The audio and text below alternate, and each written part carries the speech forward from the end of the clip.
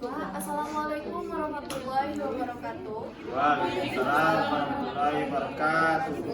Izinkanlah pada kesempatan kali ini, kami dari kelompok 6 akan mempresentasikan hasil diskusi kami. Sebelumnya, saya akan memperkenalkan diri. Saya sendiri Tessa Rosalita sebagai moderator, kemudian rekan saya Cynthia Yusda sebagai pemateri, kemudian Nadiarti sebagai pemateri, Gezi Putriyanti sebagai pemateri, dan Vicky Olse sebagai pemateri. Nah, baiklah, tema dari kelompok kami pada hari ini yaitu prinsip relevansi dalam pengembangan kurikulum dan contoh implementasinya.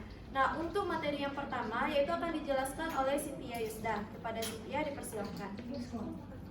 Bismillahirrahmanirrahim. Assalamualaikum warahmatullahi wabarakatuh. Saya akan menjelaskan tentang prinsip relevansi. Prinsip relevansi kurikulum merupakan realnya pendidikan untuk membawa siswa dapat hidup sesuai dengan nilai-nilai yang ada di masyarakat, serta membekali siswa baik dalam pengetahuan, sikap maupun keterampilan. Ada 3 macam relevansi yang dapat saya kemukakan, yaitu yang pertama, relevan dengan lingkungan hidup peserta didik atau disebut juga dengan relevansi sosiologis. Yang kedua, relevan dengan perkembangan zaman, baik yang sekarang maupun yang akan datang. Bisa diartikan sebagai relevansi harus sesuai dengan ilmu pengetahuan dan teknologi, atau bisa disebut dengan relevansi epistemologis. Nah, yang ketiga yaitu relevansi dengan dunia pekerjaan dan potensi peserta didik. Bisa juga disebut dengan relevansi psikologis. Artinya bahwa apa yang diajarkan di sekolah harus mampu memenuhi dunia kerja. Nah, itulah materi yang dapat saya sampaikan. Saya kembalikan kepada moderator.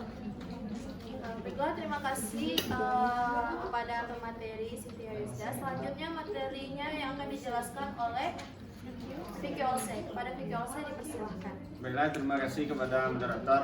Penjelasan selanjutnya mengenai prinsip relevansi ini yaitu adanya beberapa macam-macam yang telah disampaikan oleh teman kami tadi. Yaitu yang pertama prinsip eksternal dari relevansi ini, yang mana kita tahu saja prinsip relevan ini dari asal katanya itu relevan. Berarti seperti apa prinsip ataupun pembelajaran yang relevan di dalam penerapannya di sekolah. Misalnya saja dari prinsip eksternal relevansi ini, siswa-siswi itu ataupun murid diberdayakan ataupun diikutsertakan di dalam mengunjungi beberapa tempat-tempat yang ada bersitus sejarah yang ada di sekitaran dari sekolah ataupun dari lingkungan tempat tinggalnya. Nah, itu saja yang dapat saya sampaikan. Kembalikan ke moderator.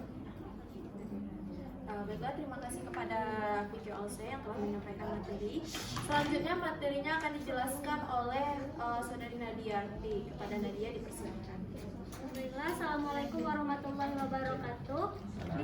Di sini saya akan menjelaskan tentang implementasi dari prinsip relevan, yaitu yang mana tahap pertama kami memilih siswa di SMA 10 Padang.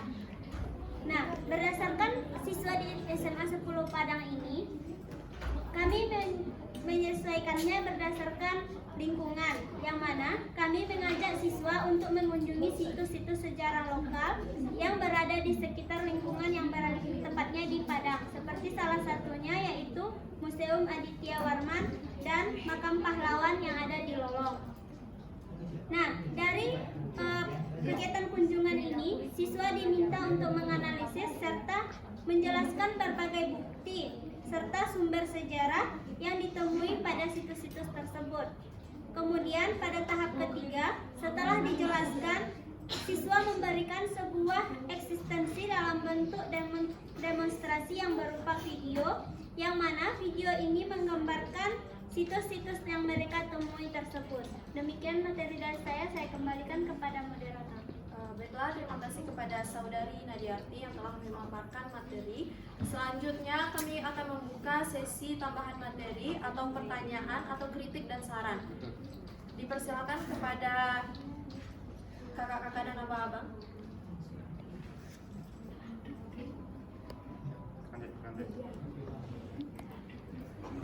Baik, kelompok 1. Silakan kepada saudari. Terima kasih atas pemaparan yang telah diberikan oleh kelompok 1. Kami dari kelompok 6. Kami dari kelompok 1 ingin bertanya terkait relevansi eksternal dan internal seperti yang telah tadi dijelaskan. Kami hanya ingin minta dijabarkan kembali contoh penerapannya di dalam lingkungan sekolah. Terima kasih atas jawabannya. Dikembalikan kepada moderator.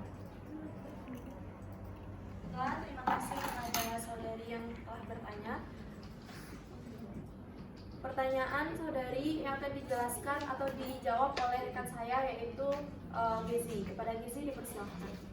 Baik, terima kasih kepada moderator. Baiklah, saya akan menjawab pertanyaan dari Kak Prima, di mana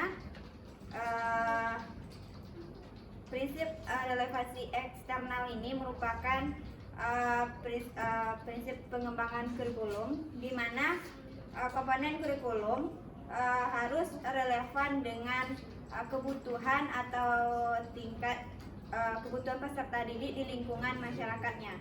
Contohnya misalnya siswanya berada di atau sekolah di daerah di perkotaan gitu. Nah, jadi di dalam pembelajarannya juga diterapkan seperti misalnya menjalankan rambu-rambu lalu lintas gitu. Nah, selanjutnya itu relevansi internal, di mana dalam pengembangan kurikulum ini setiap komponen kurikulum ini juga harus relevan dengan kebutuhan peserta didik dalam proses belajar mengajar di kelas gitu. Nah, contohnya yaitu misalnya ada materi mengenai sejarah lokal. Nah, jadi siswa di sini diperkenalkan dengan situs-situs sejarah lokal yang berada di sekitar sekolahnya, yang berada di sekitar sekolah maupun di sekitar tempat tinggalnya gitu. Misalnya di SMA 10 Padang gitu. Nah, nanti akan diperkenalkan dengan peninggalan atau museum yang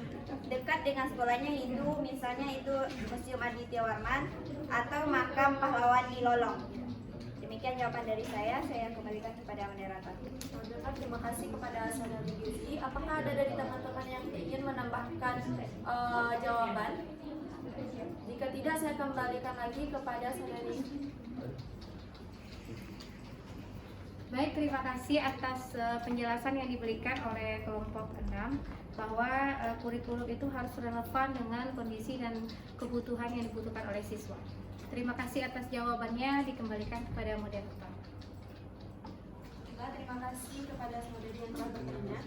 Apakah ada dari teman-teman lain yang ingin bertanya atau menambahkan materi? Silakan kepada saudara. Terima kasih kepada kelompok 6 yang telah memberikan kesempatan untuk bertanya.